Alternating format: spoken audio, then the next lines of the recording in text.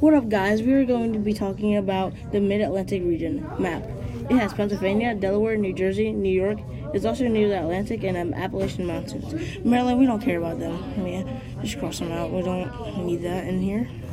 People were very social here in the Mid-Atlantic because they lived in small towns. As you can see in the top right, you can see people trading because they couldn't go to the region. And it's called a market town. Here in the Mid-Atlantic, they also had very good farmland, and they grew a lot of wheat, which is why they're known as America's breadbasket. They also had very wide rivers and great harbors for fishing. Other regions didn't grow as much wheat, so you would make a lot of moolah if you lived here in the Mid-Atlantic. Now, going back to the market towns they had in the Mid-Atlantic, they traded their wheat for things such as tobacco, cotton, indigo, and rice, which are crops that they didn't grow in the Mid-Atlantic. I'll stop the recording.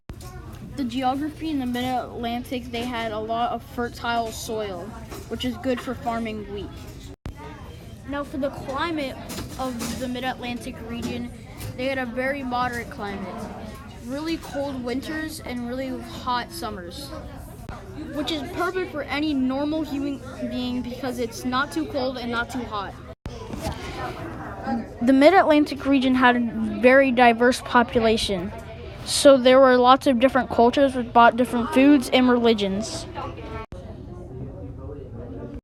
So if I were you, I would move to the Mid-Atlantic because they have very different foods for you to try and very unique cultures and celebrations for you to celebrate.